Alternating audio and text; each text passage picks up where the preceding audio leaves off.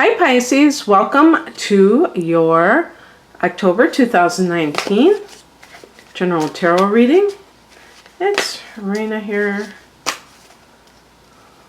Let me introduce you to my new deck that I've been doing with all these readings. This is the Ethereal Visions Illuminated Tarot deck by Matt Hughes, and it's based on the Art Nouveau style of the late 1800s, early 1900s. This is the back. So that is what I'm doing.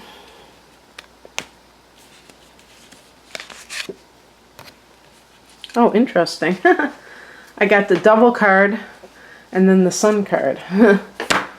That's quite a change of pace.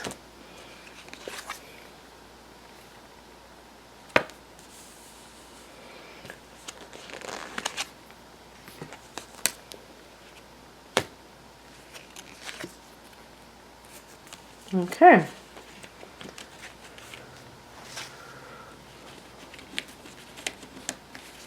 Oh, there was I'm going to see what the book says about the Devil card, because I was reading something else, or somebody might have written to me and said, oh, the Devil card also means this, and it wasn't something bad necessarily.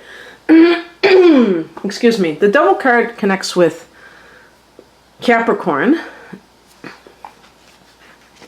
I'm just curious if they say anything that'll jog my memory about this. What they say, astrological correspondent Saturn, that's what I was going to say. Saturn is the ruler of Capricorn. Satan. See the connection? The Devil shows you that the problems that constrain you are an illusion. Excuse me. The binding is of your own. It is time to ask yourself, what is it that holds you back, and are you truly helpless to change the situation? And in the upright position, it means addiction, obsession, control, materialism. So let's show this depiction of the Devil card. And a lot of, these cards are gilded, so they have that beautiful golden sheen. And the Devil card can mean that you're tempted with something because it holds a sensual sway over you. So I'm not saying that that's bad, but I mean, it could be compulsive. It's something that you feel compelled to do, and it might not be good for you, in other words. So you're in a relationship with somebody, and it is more of a sexual relationship. And you might say, well, so what? That's not evil. But it's not about whether something is evil necessarily, but whether or not it's good for you, because there may be negative things that are cropping up around this type of relationship, this situation. You may be having feelings for this person and they're not reciprocated, and that is leading you to feel bad. But then you continue to have sex with this person, hoping that eventually they will see the light and see, like, oh, I want to be with this person forever, and thinking that that's going to do it. Now, in that particular case, I wouldn't say that the Pisces person is lusting after the other person. They're using what that other person is compulsive about to try to get their needs met emotionally. It's a kind of a different thing. Now, in the workplace, it can be being addicted to money, and that creating problems. Why is it bad to be addicted to money? Well, you will stay in situations that are demeaning simply because the financial payout is great, or maybe doing things that you don't feel good about, kind of being a slave to the money and kind of going against your morals. That could certainly be what goes on, and it's like greed becomes in a sense, something that debases you, okay? In the past position, we have the Sun card, which is a card of success and love and things like that. So it could be suggesting that if you were with somebody, there was a feeling of love. If you were in a job, there was a feeling that you were in the right place. Sorry I keep doing this. I'm trying to keep it from just swinging over. And I definitely need a new tripod, that's for sure. I'm trying to get, just trying to use it without having to just trash it. So in any case, yeah, I mean, there's something very positive with that Sun card in the past position. And it's so success is a big, possibility with the Sun card. And, an example is with Pisces, you have had Jupiter in your 10th house in the sign of Sagittarius. And sometimes with success can come temptation, where you're getting all these, opportunities and accolades and what have you, and then you don't want the gravy train to end. So, maybe making a deal with the devil and kind of cutting corners or doing something that isn't quite ethical in order to maintain your status. And that, I think eventually kind of comes back to the person, either in the form of extreme guilt or, just something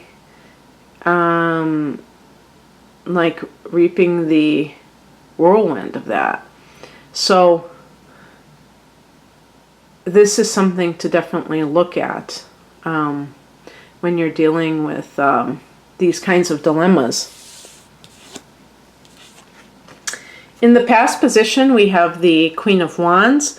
This is a card that's associated with Sagittarius. Did I say past position? I'm sorry. This is the higher message.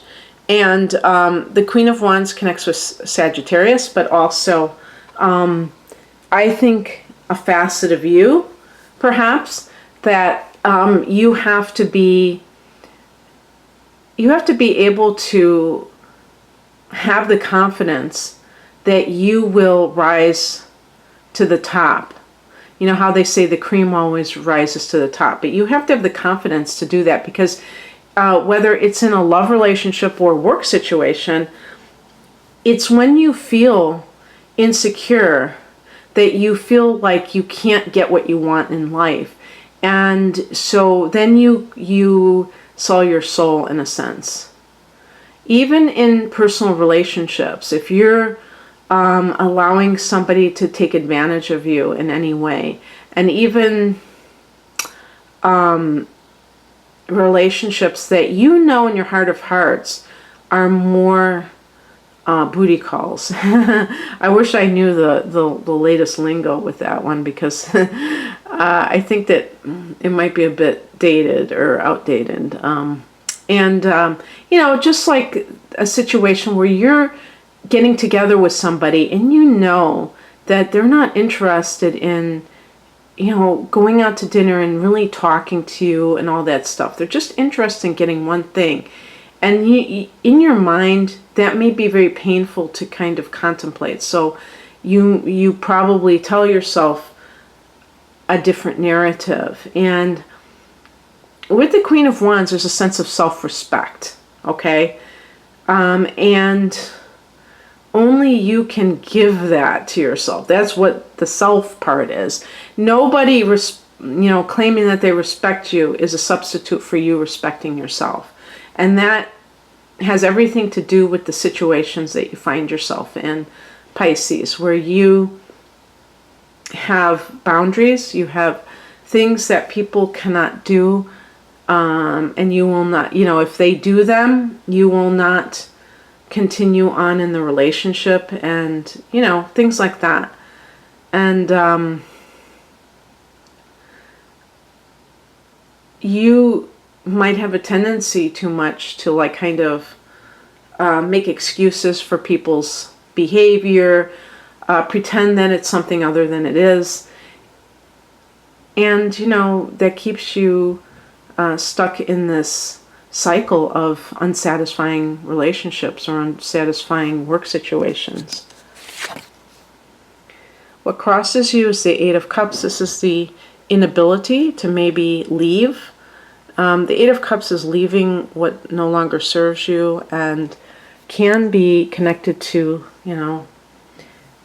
making the choice to leave a job or a relationship. Remember, with cups, like it's water energy, so it's emotional, and it involves maybe a spiritual quest of some sort, and things like that. And the thing about the Eight of Cups is that I made this observation before, it's not just about leaving a bad situation. It's about having a vision of what it is that you're looking for, that you're going towards. That's why I said the spiritual pilgrimage or something like that. And if you are just saying, oh man, this relationship is really degenerated, or this job situation, I thought it was going to be so great, and I thought success was going to be so great, and I feel like they're asking me to do things that are against my morals, and I'm out of here. But you have no sense of vision. You're going to end up possibly going into another situation and doing the same thing. So you have to have that clear vision of what it is that you think is the ideal situation for you, and also on the spiritual level, that how you want to travel through life. Maybe you need to actually go to India or something. I'm not saying every Pisces, but for some people, by doing these spiritual pilgrimages, it isn't about escapism. It's about trying to find one's soul again when they feel that they have sold it, when they feel like they have betrayed it. What's coming in, or the advice, is the Nine of Pentacles. This is about, let's see I think this is the first time I've gotten this card. And you see she's got the grapes. And I think that is connected to, I don't know if that's connected to prosperity or anything like that, but it has that connotation. Pentacles is about material things. And this particular card connects to somebody who is materially self-sufficient. And so I think the best way of putting it is that you have the means, perhaps, to leave, and maybe you are afraid that you don't have enough money. Let me see what the book, I'm just curious, because the booklet may give a different thing. It says, the upright position says luxury, success, reward, appreciation. But I think that in this particular context, there's always this interpretation that I give of the independence, the financial independence.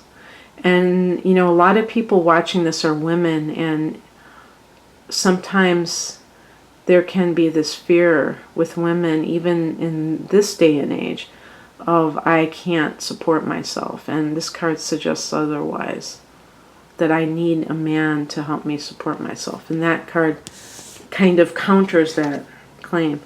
And the outcome is the Ace of Wands. It's like a new beginning, but it's one of independence and a sense of, I think, confidence, and but even more so, enthusiasm. You might have, I started the reading with the Devil card, and I end with the Ace of Wands. So it's like being freed from the clutches of something that had grabbed you and held you, and you may have felt like you were kind of trapped, and that you were unable to get free, and you realize that you have a lot more power than you think. I think this is always something that Pisces has to keep in mind, that you are somebody who possesses the ability to extricate yourself from things that really feel wrong, and to seek your own path. And to me, the Ace of Wands is a path of integrity, because it is your path. It's not somebody else's path. And that might have been another thing that was a theme, that you were doing something that you really didn't want to do to please somebody else. And the Ace of Wands is a very independent type of a card. Not to mention new beginnings. It reminds me of Aries in the spring. It might be connected to Aries, actually. So anyway, very interesting. I hope that you receive some message from this. If you would like a personal reading, the link is below. Take care. Bye.